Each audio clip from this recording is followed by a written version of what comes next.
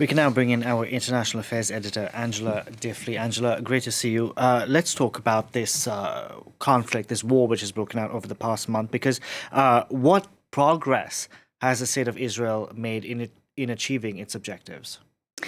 Yeah, so worth remembering what triggered this, of course, this attack by Hamas in which over 1,400 people were killed, mostly civilians. Some of the victims included babies, children, elderly people. Some were beheaded, some were raped, and it was intentional. And that Israel lived as an existential threat. And so immediately afterwards, Netanyahu declared the objectives. He said, "We are at war." And the objectives were to destroy Hamas as a military organization and to destroy its governing capabilities and to get the hostages home, because Hamas also took 242, the number's unclear, hostages. As to how far it has achieved those aims, not very many of the hostages have been released. Four have been released, one has been rescued. Israel has now encircled Gaza city after this extremely heavy, intensive bombardment. And the next stage of the war is likely to be street-by-street combat. Israel says it expects it to be a long war. And, of course, there is, at the same time, this humanitarian dire situation unfolding in Gaza. Israel told the population of Gaza to move south. There are still some bombardments of the south of Gaza, and Israel has imposed a blockade to try to stop food, medicine, water, and fuel getting in. What has happened at the end of a month as well, crucially, is that 10,000 civilians have died. 4,100 of those are children, those figures by the Hamas-run health authority in Gaza. That is after 1 month of war. That is an extremely high toll after a very short time compared to other wars.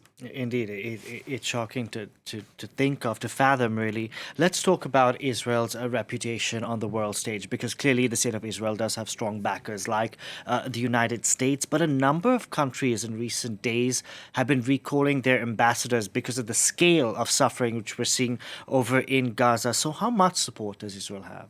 Yeah, I think we have a slide of some of the countries that have recalled their ambassadors. This in the face of street protests around the world, in very many capitals, in the West, in the Arab world, on university campuses. And in many cases, governments are listening very carefully to public opinion in their countries as well. And public opinion appears to have been swayed for very many people by pictures of daily destruction, of children in the rubble, of babies crying, of a dire humanitarian situation, and those extremely high figures.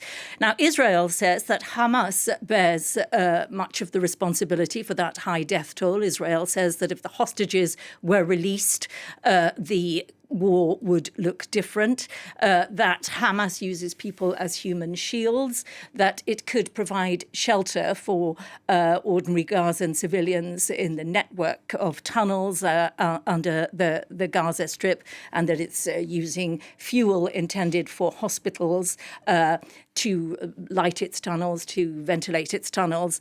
And that is Israel's claim. But against that, these very strong pictures appear to be having a bigger impact on the public imagination, and those on that side of the argument are being much more vocal.